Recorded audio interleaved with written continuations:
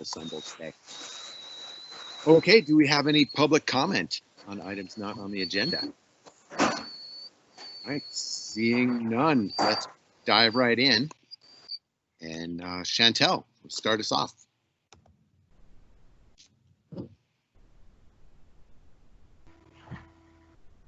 Oh, I think you're on mute, Chantel. Yep. Dang it! You'd think I'd know it by now. Thank you for that. I have signature pages, one signature page for a grant that's being submitted to the Montana Board of Crime Control. It is part of the overall COVID response dollars that have been rolled out. This is specifically for criminal justice system response and focused on victims of crime. We're partnering with the YWCA on, and I should back up and say, they're really accepting one grant per county, and that includes nonprofit partners and anybody within the government system as well. So this is going to pay for some masks to be able to give out to folks who are visiting the location, a new video-enabled doorbell for RVS to be able to screen people outside to determine whether or not they come inside, some interior plexiglass barriers, paying for some of that for the YWCA. They have some extended needs with the shelter, so trying to ensure social distancing when you've got multiple families sheltering together is more of a challenge, and so increased cleaning supplies. The other thing that will help support is emergency funds for victims of crime, and that could include everything from gas money, grocery cards, hotel stays. So if you think about somebody who's trying to flee a domestic violence situation, they already have a high level of needs, and then if they also need to quarantine or they need social distancing, it can just further compound the issues. The total grant comes in at right around $47,000, and like I said, that's split between RVS and the YWCA. And as far as the Board of Crime Control, they're turning around these grants. They're accepting them on a rolling basis. When their executive committee meets, they evaluate them and then push money back out to the communities. So I anticipate a fairly fast turnaround time. We are keeping track of our COVID expenses so that should this grant not cover it, hopefully it would be part of the FEMA package as well. The one really goofy part is they need wet signatures. What? What is Meaning they won't take an electronic signature. Okay. So when does this have to go out? I was hoping to be able to upload tomorrow, but if that's not possible, certainly next week. And if it means me driving around and finding you all to get your signatures, I'm happy to do that. Then I could pull it off. I'm in Missoula, so I can swing by. I can walk down to the office whenever. Is this our roundabout motion? This is my motion. Well, actually, and to be clear, it's we just need Josh's signature and we need Andrew's signature. Oh, perfect. Okay. I move to request the board approve the grant application signature page. I'll second that, although I do have a question, Chantel. The RCA says $25,000 and you mentioned $47,000. Yes, I'm sorry. From the time that I submitted the RCA until today, some things got added to the grant. So the YWCA came in with a lot more. Originally, they were saying they didn't need that much. They didn't need that much. And then I think they had a management team meeting and realized there were a lot of expenses that they could put into the grant. So our portion, the county portion, still remains around $25,000-ish. I would have to pull up the documents to be able to break it out specifically. But the application includes both the county's ask and also the Y's. Yep, absolutely. Okay. Yeah. Okay, I'll second that. Great. All in favor? Aye. Whose signature do you need again? Yours and Josh's. Signatures. So, Chris, would it be possible for you to print that item and put it on my desk and Josh and Andrew, could you, when you stop in today, would you mind just signing that for me? Certainly. Yeah, I was out for PT this morning. I could have swung by earlier, but yeah, no problem. I can come back. Is that I okay, can do that. Josh? Yes, absolutely. Thank you. Thank you. Yeah, and I can print that out. Thank you. Thanks, everybody. So when those signatures happen, if someone would just let me know, I'll swing by and pick it up and get it scanned in for upload. Okay. Alrighty. Thank you. Great. Okay, Captain Burt.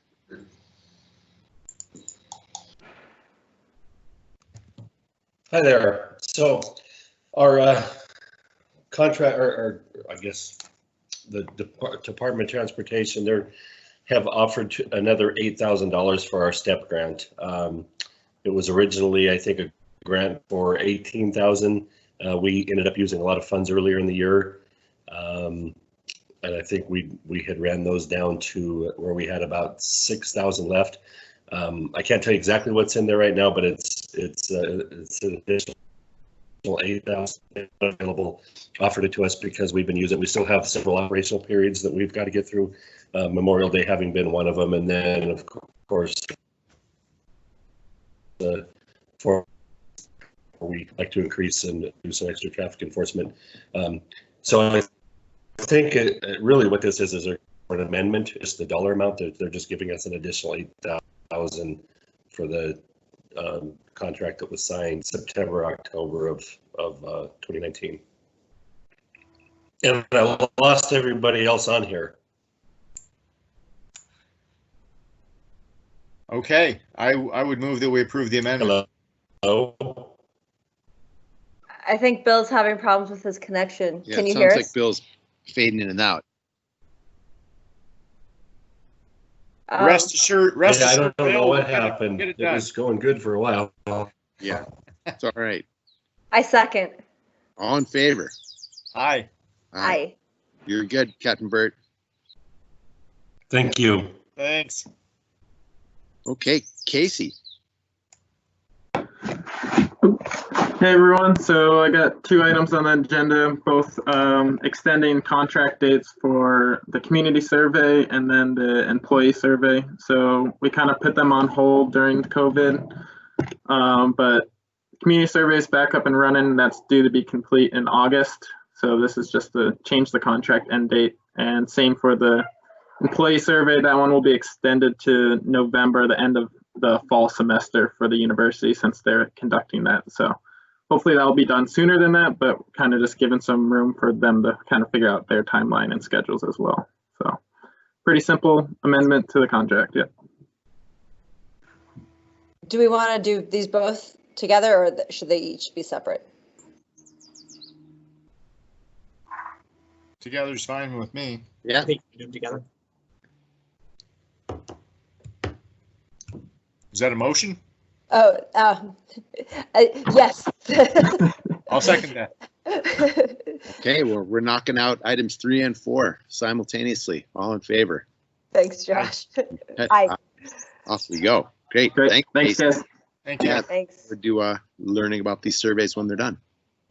Yeah, looking forward to it. Captain Taylor, that clock behind you is giving me anxiety. It's just not the right time.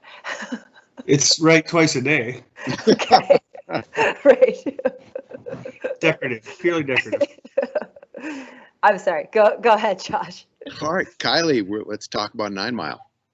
Yeah, hello everyone. Good to see you.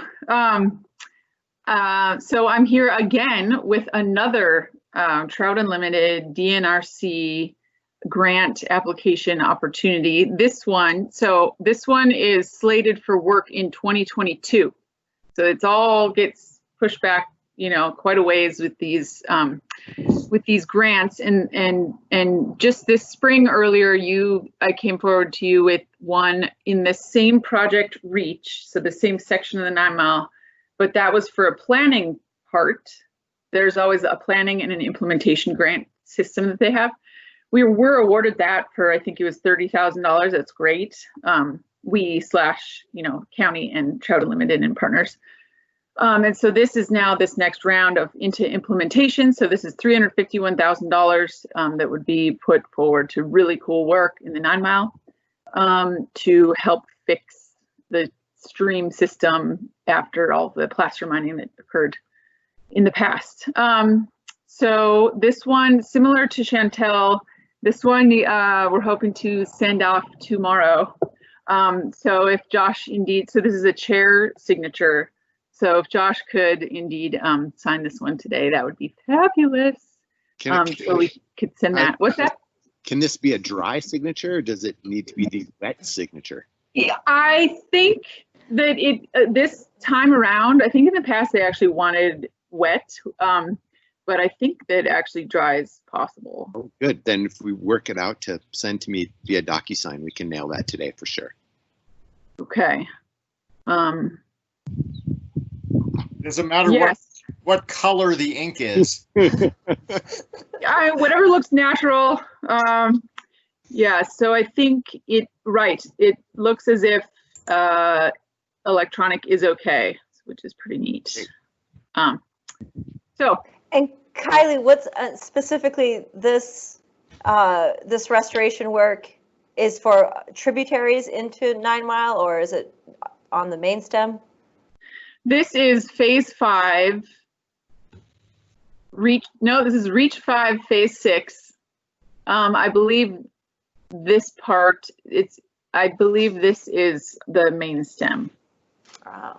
But it's still it's the main stem with connectors in via tributaries, but I don't, in the past we've had distinct tributaries that are like Martina Creek and this and that, and this one's just 9 Mile Creek placer mining project. So these stages are more for the 9 Mile proper. Gotcha. Kylie, what would be helpful at some point maybe would be to do a recap of all the work that's gone on to date up 9 Mile. Yeah, and we do. I mean, every time we talk about this, we talk about wanting to have a field trip, and COVID happened, but hopefully we'll be able to really get that kicked off for this year still. Kylie, I just want to toss this out on field trips. Given that there's been some science out recently about the general safety of outdoors compared to indoors, I think we should forge ahead with some of these field trips. We just don't drive together, but once we're there, we can walk around together, no problem. That's actually safer than if we were in the same room together. Right. Yeah, I will connect with Paul Parson there with Trout Limited to really hammer out because there's also a potential other big grant that we might be getting, and we could wait till we receive that to then put it all in one big fun adventure to talk about all these monies. And that's still in the works. But I say let's get out there. Yeah. Okay. I love it. Okay. I'd love to be brought up to speed on. I know that even before I started this work, there'd been a ton of things done up there that the county is involved in. And if you're okay with it, I'll put you in a box. But if you're okay with it, let's do a field trip, and we'll just drive our own selves out there, and we'll learn about what's happened in 9 Mile. Okay. All right. We're gonna do this, and we'll just drive separately, but outside will be all right. How many phases are there to the full restoration project? Holy, let's see. This is phase 6. I need to look at. I haven't looked at for a while what the long-term plan is. I don't remember. We'll talk about it on our field trip. Yeah, and right now we're on the ground work is in phase 4. Okay. Well, I move the chair sign the grant application for NRC. Great. All in favor? Aye. Aye. All right. Way to go, Kylie. Yeah, looking forward to that. Yeah, thanks. Great. All right. Thank you. Okay. Chris. So if it's acceptable to the commission, I'll just cover both of these. So you have before you 2 standard employment agreements. As we all know, Vicky's last week is this week. And so we have some transitions happening. So these two contracts, the first is for your current chief operating officer, me, to move to the chief administrative role beginning Sunday, which is the start of the pay period for this next pay period. And then for Ann Hughes, your current communications and projects director, to move to the chief operating officer's position that I'll be vacating on that same date, this Sunday, May 31st. To do that with our rates of pay there, which fall in line with the budgeted amounts. For that, these are one-year employment agreements for this first year, and then to give us a chance to go through the transition and work through that. And then in the future, we'll be back hopefully with our standard 3-year employment agreement once we've completed this first year of transition. Great. Okay, well, I am excited to welcome both Chris and Ann on board in their new positions. Sad to see Vicki transition out of Missoula County, but hopefully there will be many a good stay at Jellystone Park ahead for you, Vicki. So I would move that we approve the employment agreements with Chris and Ann. Second.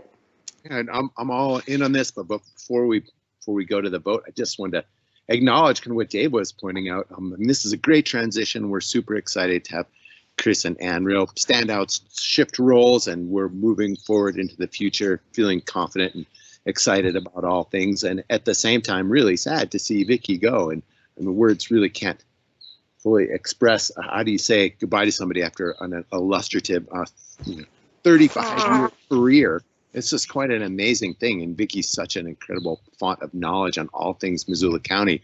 You'll surely be lost for all you do, and truly for who you are as well. So, thanks a lot. And thank you. Yeah. Okay, who's not gonna say aye to that, right?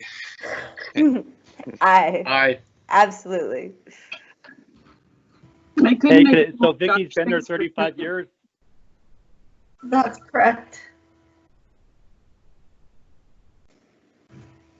Martin, you want to ask anything else on that? I just want to say, how long has Vicki been there, and who will be the new communications director? So Vicki has been with us for 35 years, and I agree with Ann. Couldn't have said it better, Josh. Thank you, and Dave, and Juan, for all of your kind words for that. And Martin will start the process of figuring out that transition, but we've just started it, so we don't have anybody yet. Okay, thank you. Thank you, Vicki. Thank you so much, Vicki. I can't believe you're leaving so quickly, Vicki. You still have to catch up to Mr. Marks is what, 75 years with Missoula County? I've lost track. I don't look as good as Jerry looks. He is the only vampire we have on staff. I'm gonna let the cat out of the bag just a little bit and tell Vicki that I'm giving her a card that says you are a straight up gift to humanity. Yeah. But I think that's a really good way to put that, because you really are, and all of the work that you've done for all of the people of Missoula County, we're better for it. Thank you. Sure. All those elections, all those everythings. So quite amazing.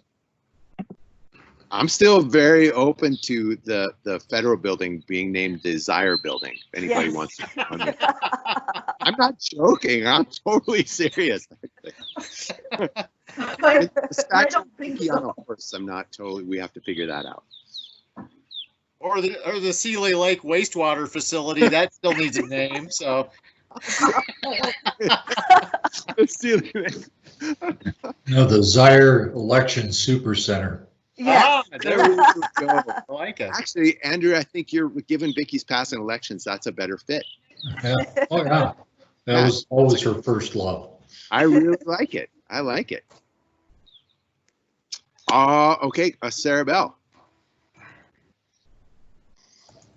I'm not really sure if I follow all of that. So I just have board appointments today for the community councils. The first is for Bonner Milltown. Community Council. We had a vacancy. Ryan Thompson resigned. His resignation is effective on June 1st. So we opened up the term for applicants. We received one from Emily Herndon. You interviewed with her, and Bert, the chair of the council, highly recommends her filling the seat. So we had no other applicants. And she would be filling the remainder of Ryan's term through May 31st, 2021. I really enjoyed our conversations with Emily, and I think we're all really fortunate that she would choose to do these. Absolutely. I motion to approve, even though she's the only applicant, she's fantastic. And I'm really excited to, what she can offer the board. So I move to approve Emily, or appoint Emily to the board. Yep, I'll second that. She'll be great. All right, all in favor. Or you guys want to do number 9 as well and knock them all out? Oh. Yes. Okay, let's do that. I'll second that too. So the next one is for Lolo Community Council. Just the regular terms came to an end, and the applicant, or the members, who are Kevin Noland and Carrie Lodge, filed the incorrect paperwork with elections office, so they missed the election cycle, but it was their intent to run for the elections. So needless to say, we had to open up the position to applicants, and we did not receive any. And so Carrie and Kevin both submitted their letters of interest to continue serving. Kevin has served one full 3-year term. He's currently the chair of the council and has done a really great job in that position. And then Carrie Lodge, she's new to the council. She's finishing off the end of a vacant term, and she would also like to continue serving. Great. Yeah. So 8 and 9 are together, correct? Yes. Okay. Second. All right, all in favor? Aye. Aye, great. Thanks. I do want to note here that I feel like Kevin's done a super great job as the chair of the Lolo Community Council. Glad he's staying with it. He really has. Yep. Okay, do we have correspondence?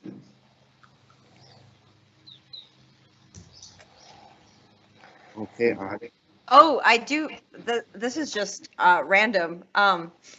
I picked up some mail in my office, and this was addressed to Ann Hughes, and it's a bill from Moss and Barnett. And I'm assuming it's already been taken care of, Ann, and this is just. Oh, Juanita, that means I put it on the wrong desk instead of putting it on Annie's desk. I'm sorry, when I was delivering mail, that was my faux pas, but I did scan it to her and send it so that she would pay it. Okay. Sorry. Damn it, Chris. I'm telling you, when I finally took all the mail out of my office that I had originally been hoarding and realized I actually need to put this in people's offices, I totally did it wrong. Great. I will discard this then. Thank you. That's fine. Thank you. Okay, a steering committee shifting gears to become an implementation team. Can someone explain that title? About anything. Yeah, I will say a few words, and then Diana can maybe fill in the gaps here. So as everyone knows, we a week ago adopted the Climate Ready Missoula plan, which is our plan for Missoula County to adapt to climate change, and is basically a resiliency plan, climate resiliency plan for Missoula County. Leading up to the adoption of it, there has been a steering committee at work for, I don't know, over a year, 18 months, a good long time. And now with the plan adopted, it's time to roll into implementation. And I think we will be looking for having some BCC representation on the implementation team, in the spirit of me not wanting to hog all of the fun and excitement here. I thought it would be best to have a conversation with the board in terms of if we wanted to divide and conquer on our various climate initiatives, or or just what everyone's preference would be. And maybe Diana can talk a little bit more about what the goal is of this group and composition of it. Sure, thanks, Dave. So yeah, you presented, I think, exactly what I would have in terms of the context here. We have at this point asked the steering committee members who have been serving for almost 2 years and have been, by the way, a really awesome group. We're so grateful for them, and a number of them had expressed interest and willingness to participate, to continue participating moving forward. And so we've kind of put out the request to figure out who's going to stay with us, and then whatever gaps we have, we'll fill those in moving forward on the implementation team. As Dave said, we would really love to have one of the commissioners involved in this, as we have had Dave in the past. The implementation team, we don't have all the details worked out in terms of how it will be structured, when the meetings will be and so forth, because we're going to be seeking input from the team on that as we get started here. And it's also an evolving process.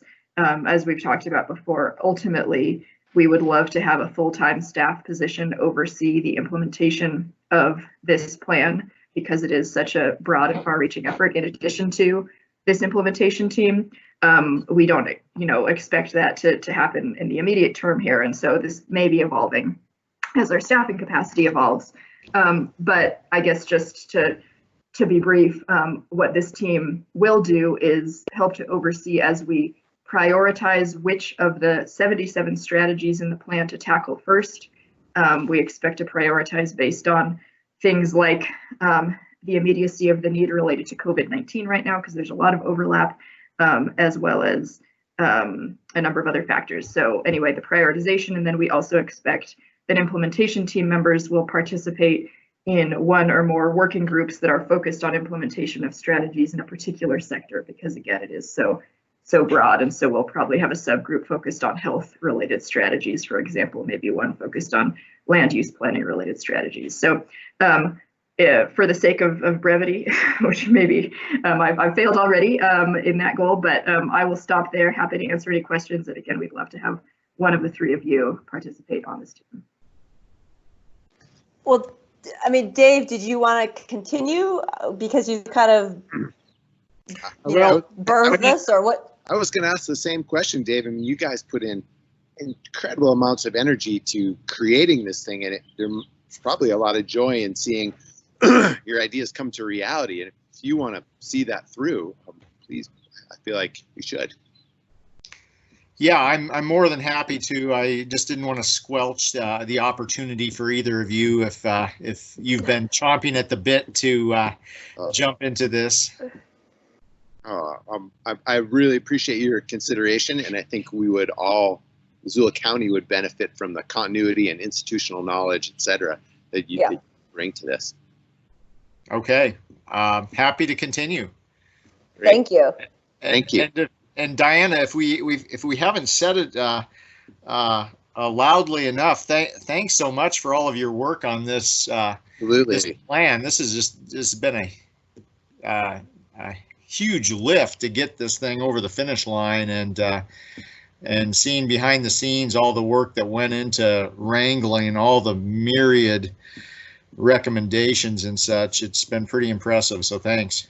Yeah, well done. And this is really a make work project, Diana. Look what you now.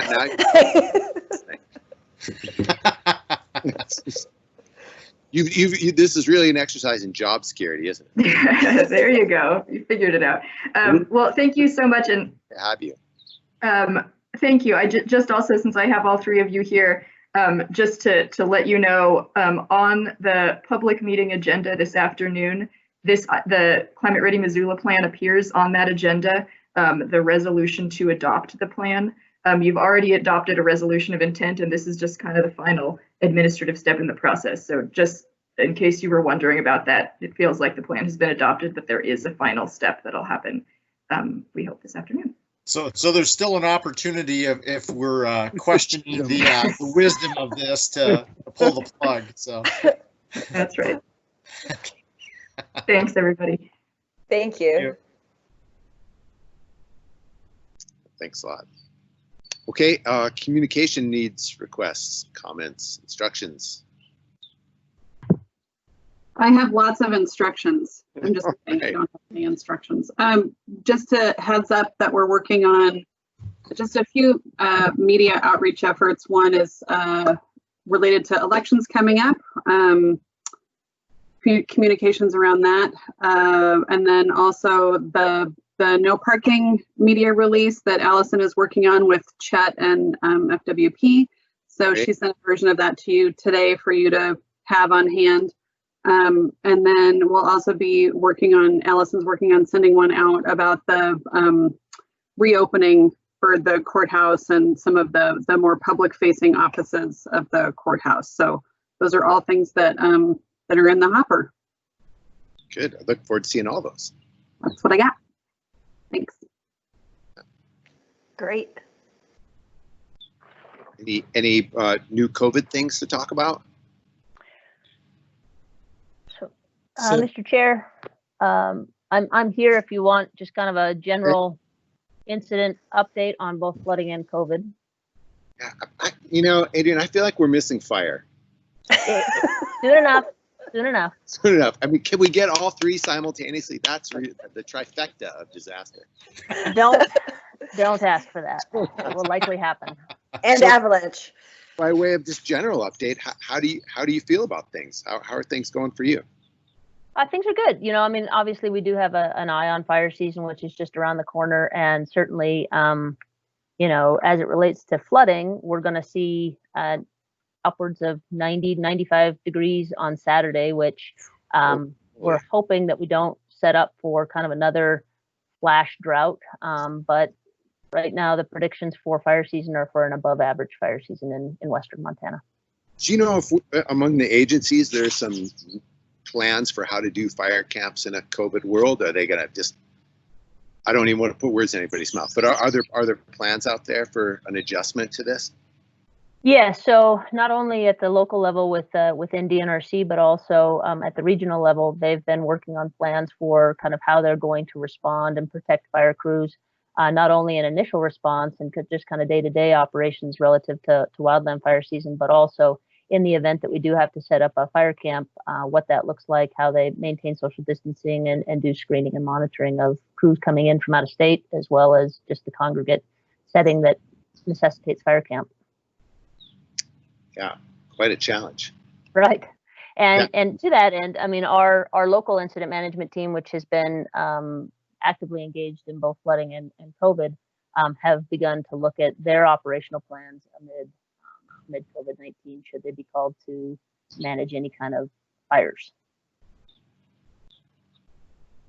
Wow. Yeah. So on the COVID front, things are pretty status quo. I think you're pretty well informed there. We did this morning submit a request for an extension for our non-congregate shelter in conversations with Ellen in anticipation of the tourist season, as well as just kind of a continual need to utilize that structure and that facility. We did ask for, we did request an extension that would take us from June 10th to July 11th.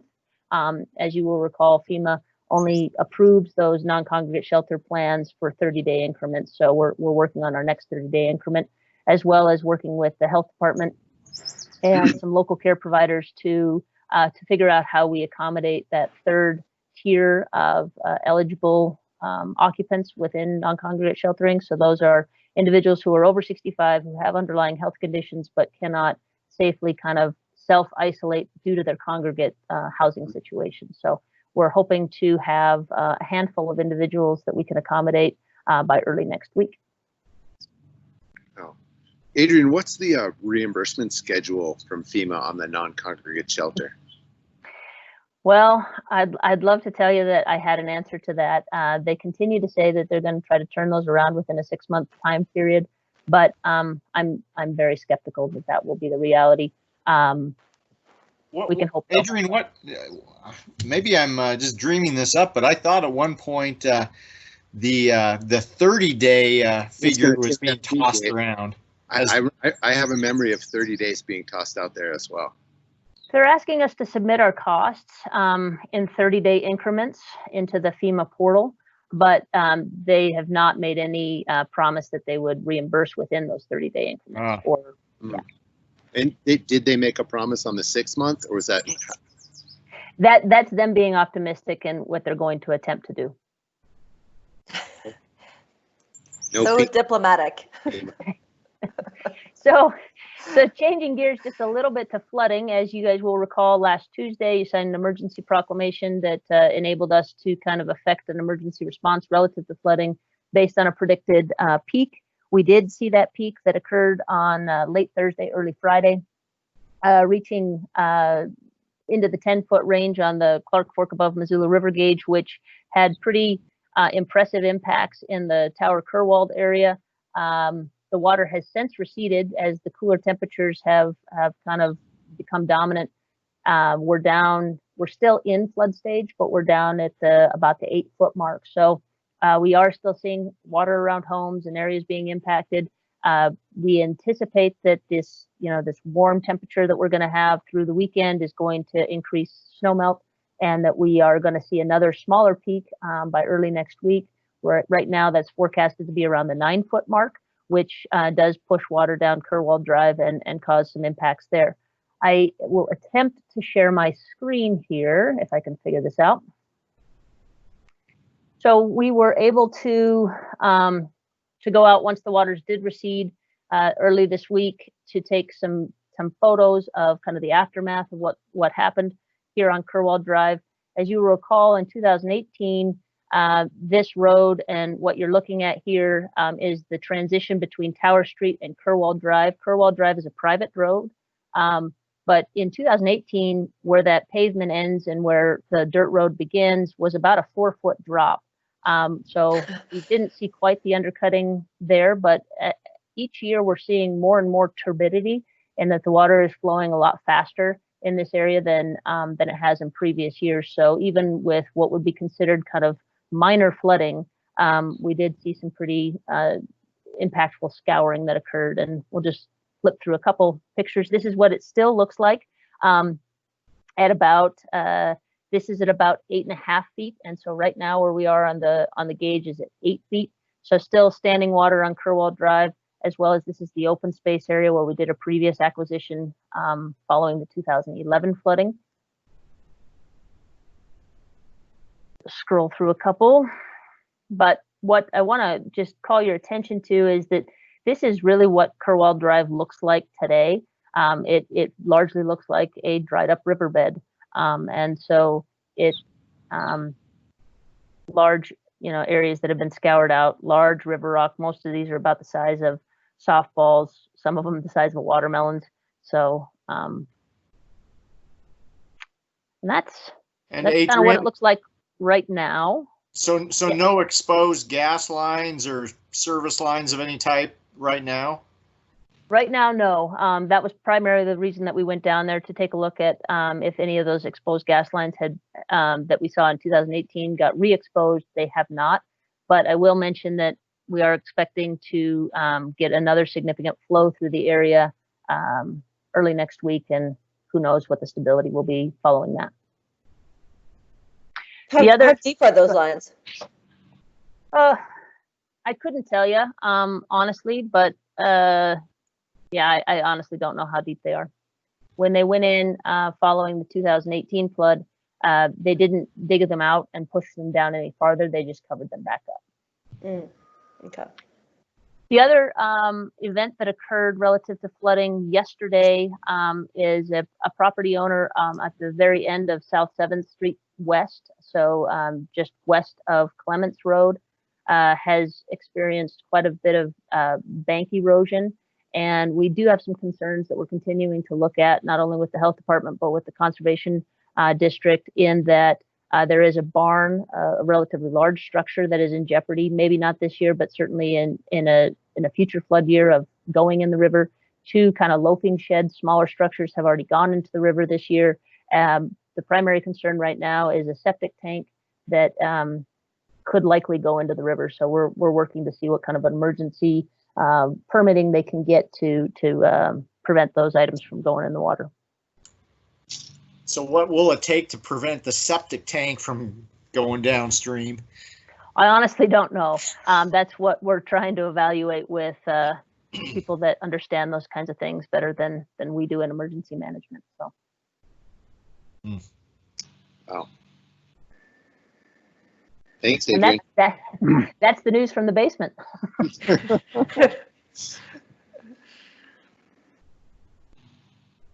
All right, Martin, do you have any questions for Adrian? Martin is no longer on with us. Okay.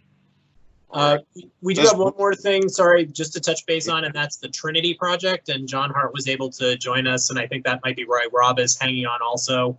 I forwarded on to you the most recent plan that has been come up with. TJ and Rich, I believe, have indicated their support, but Rob can speak to that. And then John's had a chance to review some of the concerns. One of the outstanding issues would be the need to address an encroachment on county property from the rental facility that's near there. So I'll stop talking now.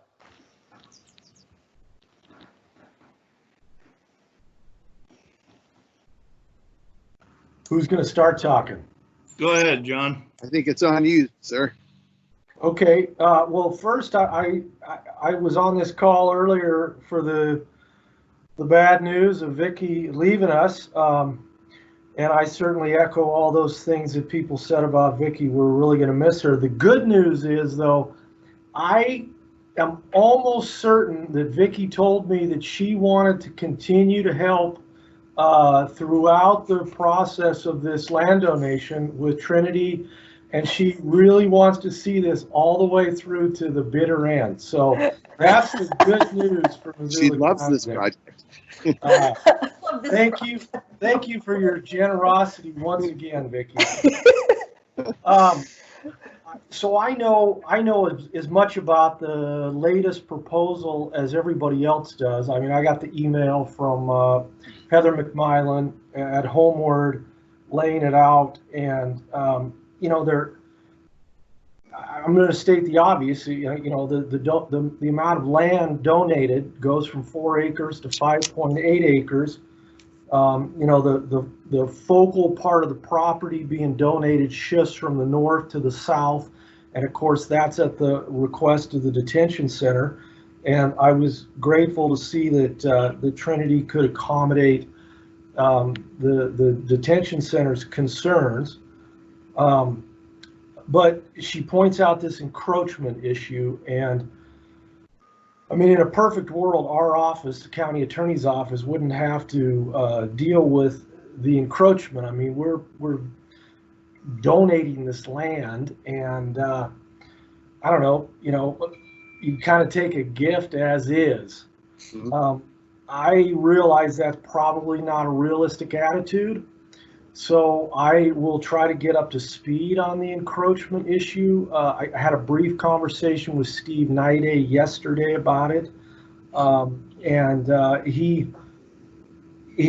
volunteered to help me through that process. I don't know what we're going to encounter when we approach the owners of the property, and we're talking about a major encroachment. I mean, 25 feet. Wow. Their asphalt pad is encroaching onto county property, and Trinity has suggested that they will need all of that 25 feet. So I mean, I'll follow up on that encroachment issue and see what can be worked out. Hopefully the city maybe could help out with that process too, as well as the potential developer.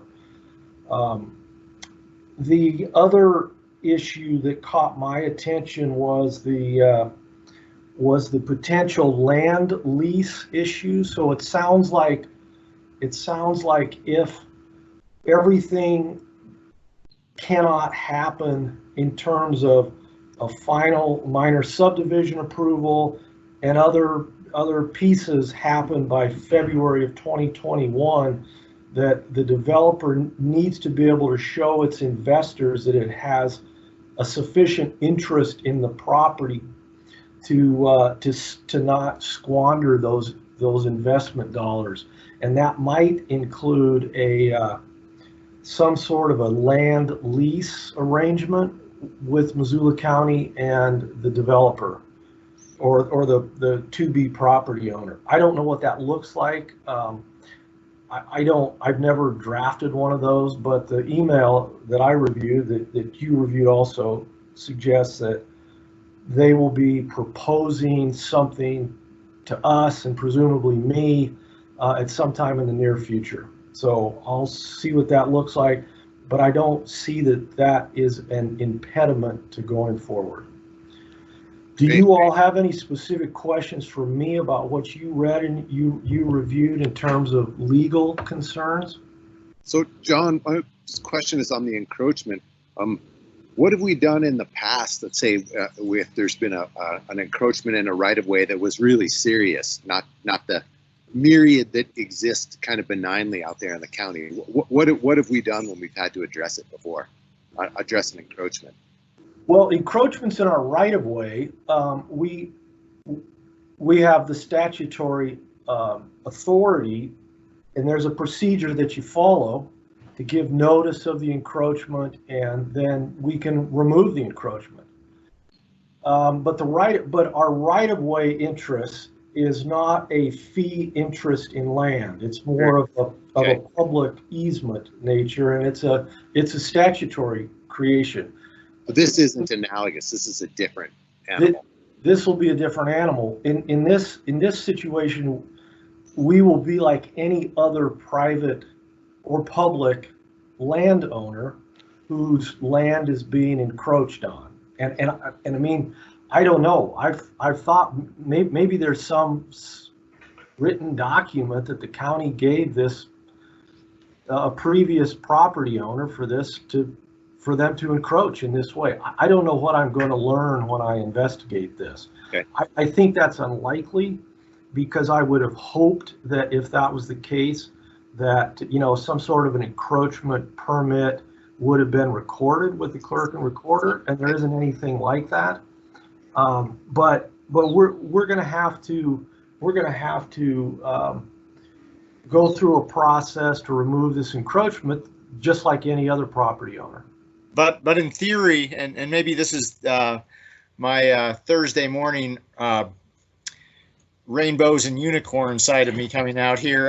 In theory, it could be as simple as asking the property owner to remove the encroachment, and they would. It could, and I share your optimism. I mean, I'm hopeful that when they see the survey lines, that they'll, you know, be cooperative. And then, you know, I don't know how much it costs to lop off 25 feet of asphalt and have it removed for however long that distance is. I don't imagine that's going to be cheap. So that's why I mentioned that maybe if the developer could have some of this in their budget, I don't know. We'll cross some of those bridges when we get to them.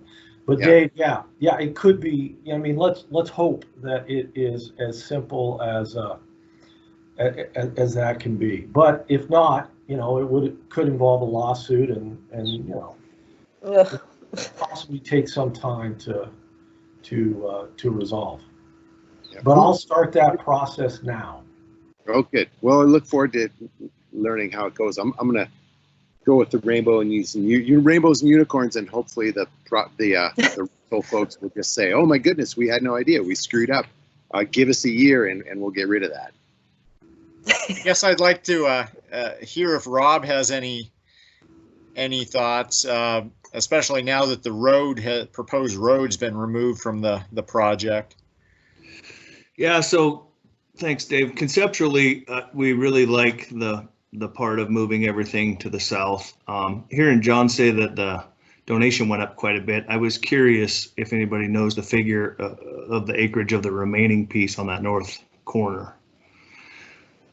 Rob, I don't know the acreage of the north remainder. Okay, no biggie, but we can look at that.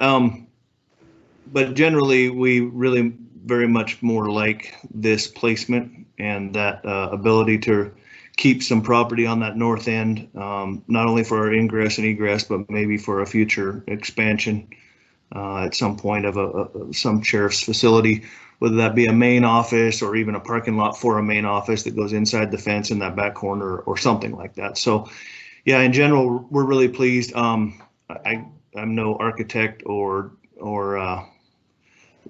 layout genius, but it seems like they could maybe compact that building a little bit more. Every time they draw it, it seems to get more expensive, but that's kind of a small side note. So generally, we're really happy with it. If it goes forward as is, we're fine. Good. And Rob, I just want to make sure you know that three of us, when we were talking with the Trinity folks, were very strong advocates for detention in the sheriff's office getting what you all needed. Yeah. The same page. Yeah, that was the second part of what I was going to say. I just wanted to thank everybody that's been involved in this, and I sent you an email back, but for the group in general, thanks for your advocacy on that, because it really does make a difference to us to have that ingress and egress and the possibility of a future building site. So we're happy to try to accommodate this project, and we feel like it's placed properly in the in the community, so that's good. Yeah, that's it. Just thanks everybody. Thanks John for all this work, all this legal work. Although I don't know if they told you in law school that your profession is just making more work for you anyway. So that's what it's a self-fulfilling prophecy. Yes, Rob, we're a guild, and we love that. We love that perpetual work opportunity. Perpetual work, yes. No, but really, thank you for all that investigation and looking into the legal aspects of this, so they can grease the skid, so to speak, and get this thing off the ground while still conserving that space for us. So thank you all. Hey, Chris or Vicky or anyone, can someone throw up on their screen? That sounds weird. Can someone put up the latest schematic so that we all know exactly what version we're talking about? So yes, in just a second I can, if this will open for me. So Rob, just so you know, I just want to make sure, do you need to know the remainder size before the sheriff's office is okay with that? Because I know when we originally saw the option B, which was smaller than this, currently is the remainder was right around 3 acres, as I recall, and that was back when this original shift to the south was closer to less than 5 acres, and now that's gone up significantly. So.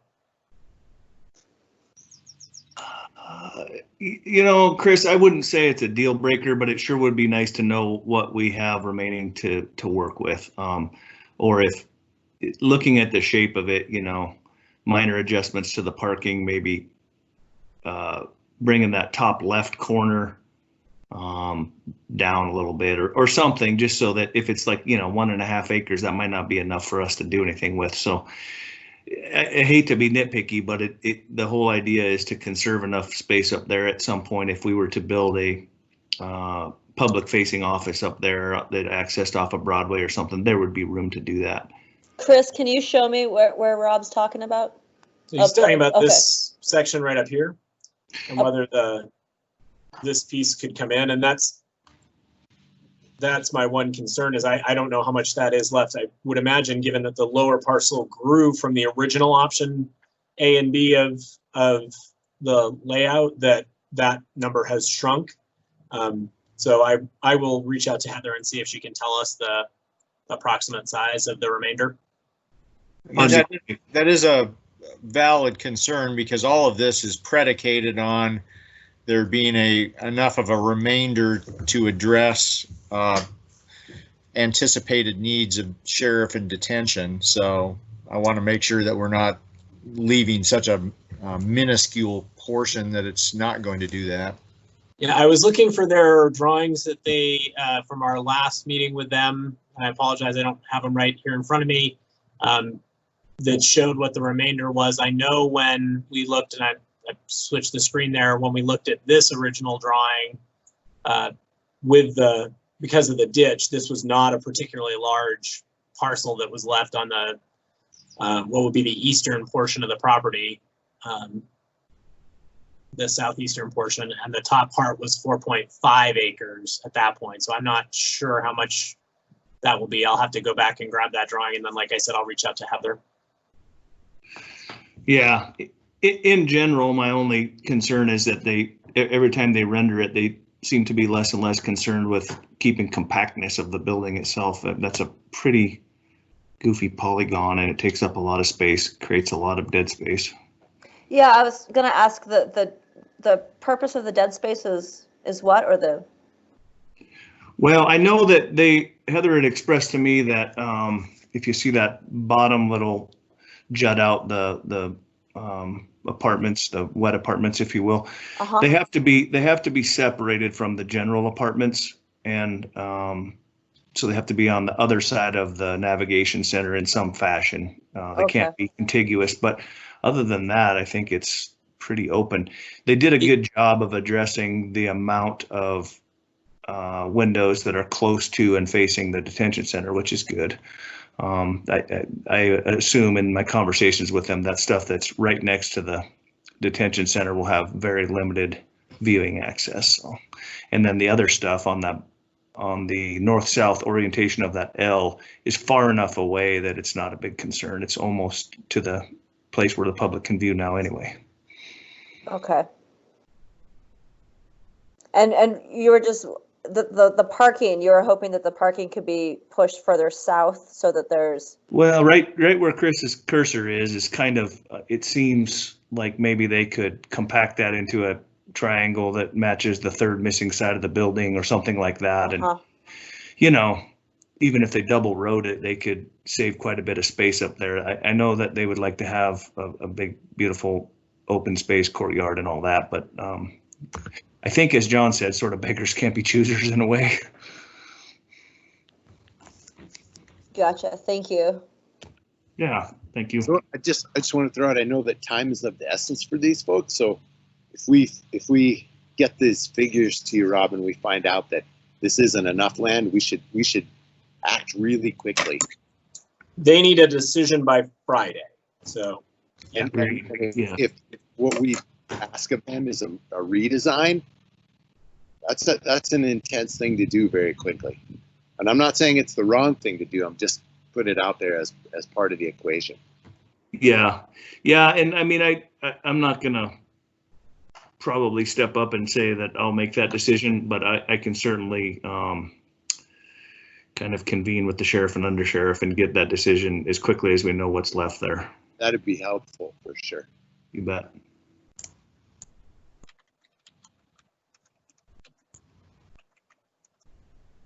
So I guess as far as I'm concerned, if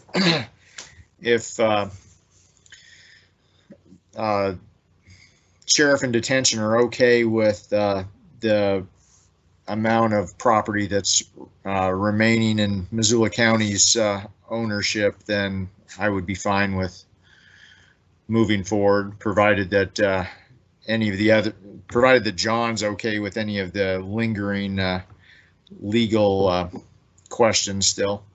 Yeah, I would echo the same sentiments.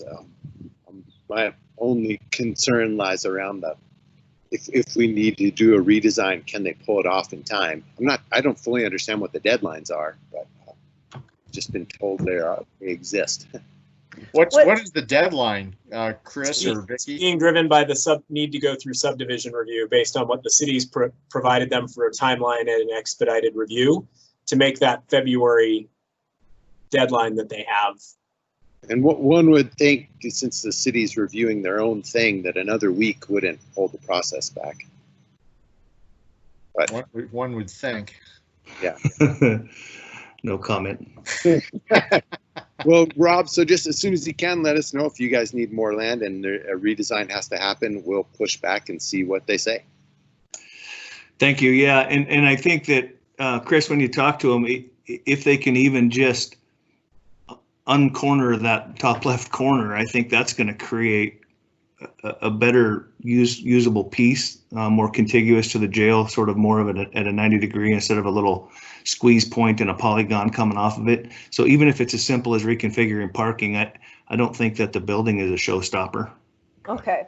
So when you're talking redesign, you're just talking about moving the parking lots further south. That's not the. Yeah, so Okay. if you take that top left corner, let's see, top left to you would be like that.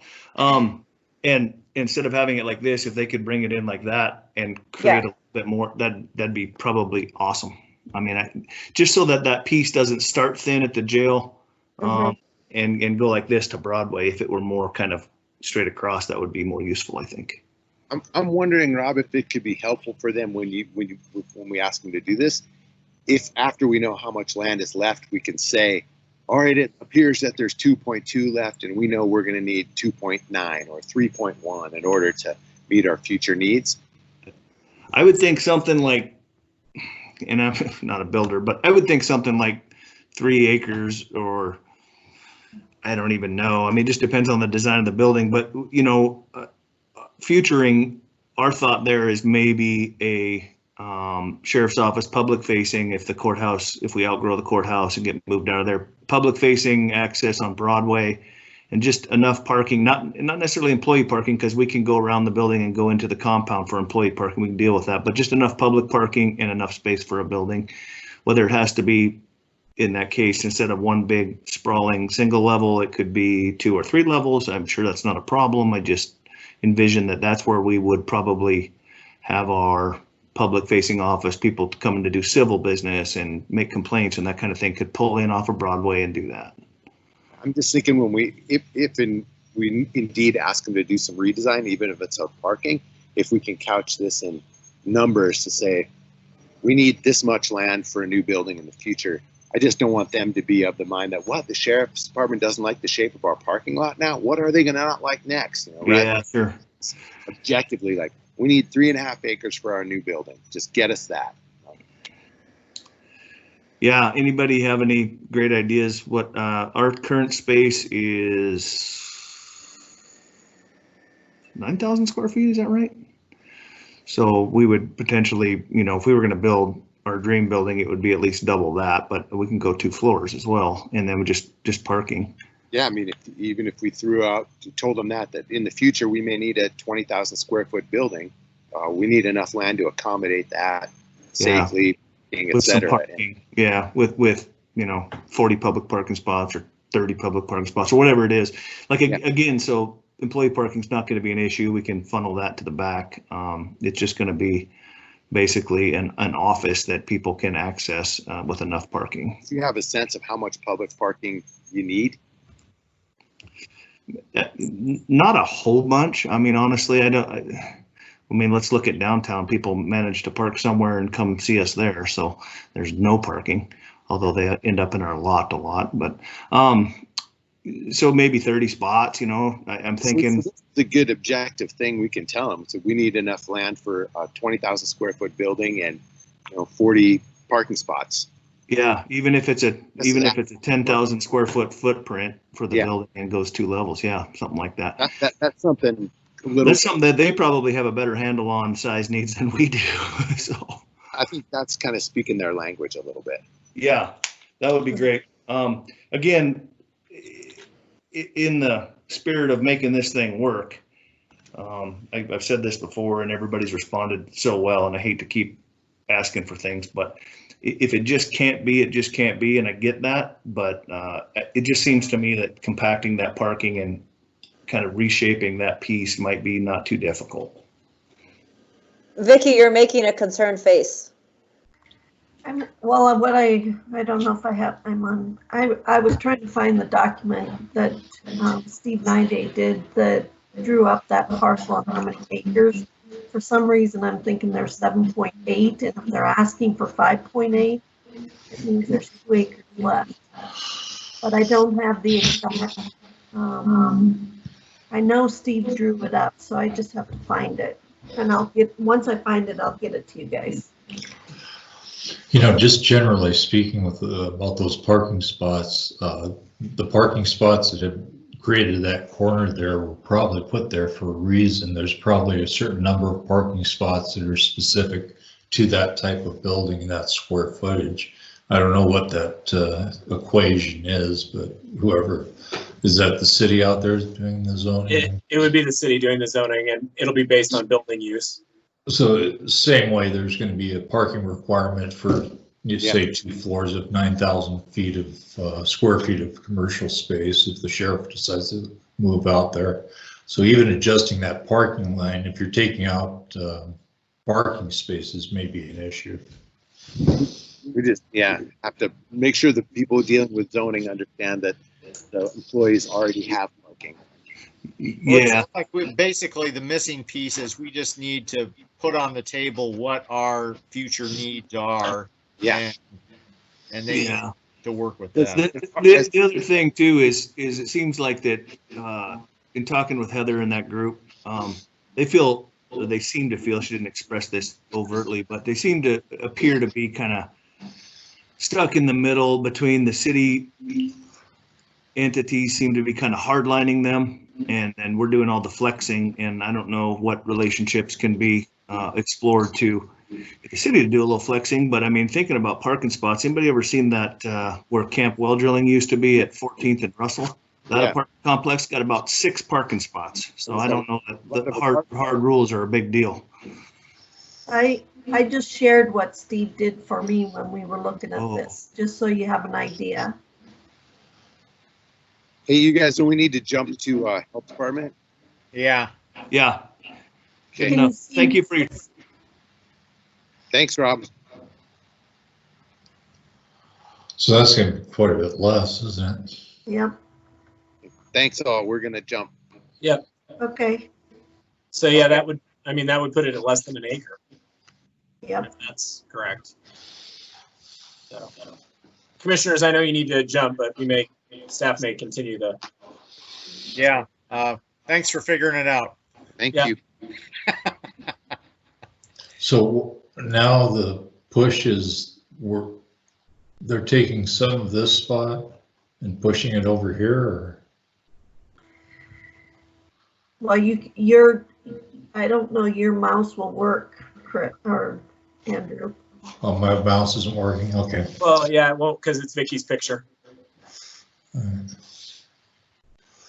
So the top portion has been reduced, the take, and then the bottom portion is pushed out somehow. Right, and the reason for that is because they've got to deal with the irrigation ditch and the and the large water main that runs through there. Oh.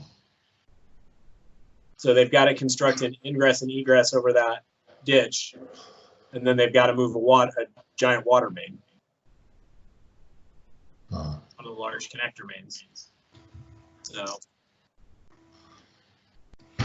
if the detention center or sheriff's office built up here, though, couldn't they provide parking over here and just have a few spots here for public?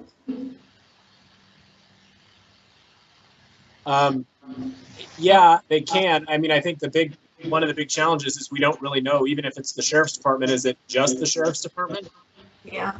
Or is it the sheriff's department and 911, in which case you need more space, so no one, I mean, I think that's one of the big challenges, so. All right. Yeah, and right now we're planning to put a solar array on the ground out there, so that's gonna monkey things up.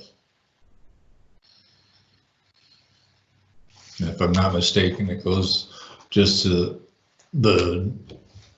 is it the north of the circle there? Yeah, it goes north of the circle. That's why I said if that entire thing is 6.23 acres and they're taking 5.8. All you're getting is 1.15. So small. Did you do that in your head, Vicki? What? Did you do that in your head? I did. So Heather just wrote back saying that is one of their big concerns, is that there's not much to the remainder, but she's going to get a sizing. She thinks they could shrink the footprint some, but that would all be dependent on being able to get dollar off the encroachment. Yeah. Oh gosh, this was a good idea. I can't guarantee that we get dollar off the encroachment. I feel fairly confident that we can, but I think the county bought this property in 1994 3. That sounds right. Sometime in there.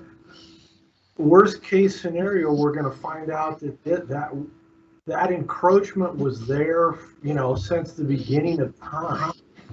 And, you know, we somehow, for some reason, we bought that and have to live with that encroachment. I don't think that's what the legal analysis is, but I honestly don't know.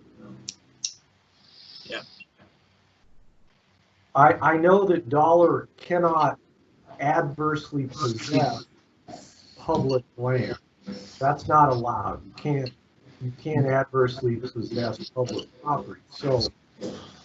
So there's no sort of prescriptive easement that's taking place. There is no prescriptive claim unless that prescriptive claim was perfected long before Missoula County bought the property. Again, I hope that when we bought the property that that encroachment wasn't there, or that when we did a survey or a site visit or evaluation, we identified the encroachment. I just believe it or not, John, I may have the original purchase documents in my office. All right.